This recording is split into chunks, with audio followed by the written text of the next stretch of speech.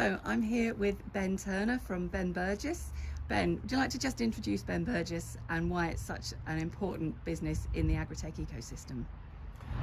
So Ben Burgess, we are agricultural engineers who've been about in Norfolk since the 1930s. We've now extended up to Norfolk, Cambridge, Lincolnshire with our John Deere mainline franchise, along with Grimmy, Kramer and a few others. We love being part of the East Anglian Agri-Tech infrastructure, and great people to deal with, great industry to be in. And what do you think has been the most exciting technology over the last 10 years that you've seen in the agricultural machinery sector? I think it's probably the general digitalisation of the entire agri-tech environment. 10 years ago, there was still a lot of people out there almost naysaying about the usage of tech within ag, and it's fine for the North American plains. And where we find ourselves today, it's absolutely embedded in everything we do within agriculture. We wouldn't consider buying a lot of the machinery we sell today without that embedded technology that makes our life so much easier. So it's probably the journey that we've gone on there from, oh, it's hard to use, it's difficult, it's antiquated, to absolutely, the machinery and all of the equipment today is that much harder if you're not utilising technology to make it easy for you. And we've just been talking, haven't we, about the telemetry and the role of data and how really those machines are key enablers to on-farm efficiency and productivity. Where do you see the next decade going with this? Because the curve is still steep, right? It's not showing any signs of flattening. No, it's not flattening. It's I think it's headed the other direction. I think we've collected a vast amount of data over the last 10 years or so on this journey, and I think we're yet to truly liberate that data. And I think there's a lot of frustrated individuals out there wanting to take more value from that data. And I think the fact that we've got really good clarity over a prolonged period of time on our fields and our tractors and our utilisation puts us in a really powerful position. So I think the next few years we're at the precipice of unlocking further technologies, unlocking much more cost-saving elements. We look at agricultural machinery as probably 20% of your on-farm cost.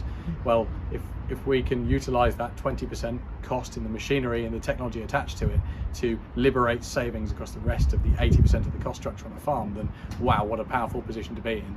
And I think if we can liberate those savings, we can utilise the technology and make use of that knowledge, we're in a great position. And I think a lot of that will come through the likes of spray technology. It's one of the areas we cover the most in the field is with our sprayers.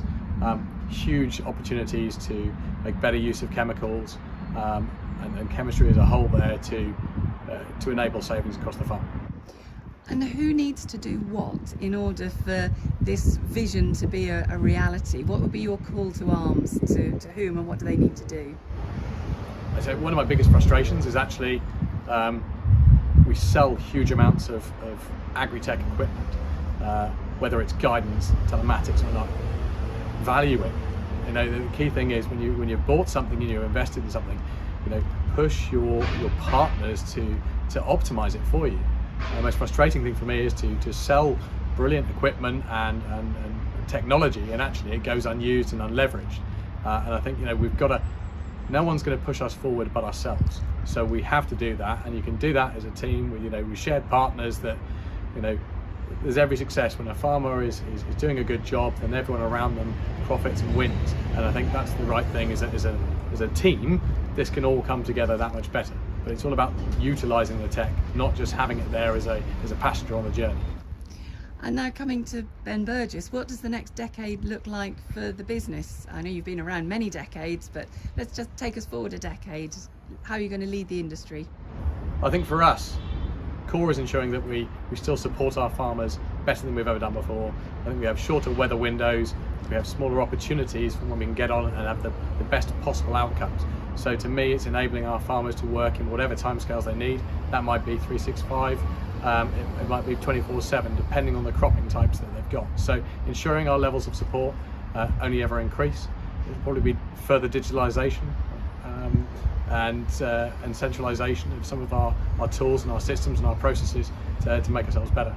So I think, leveraging that position.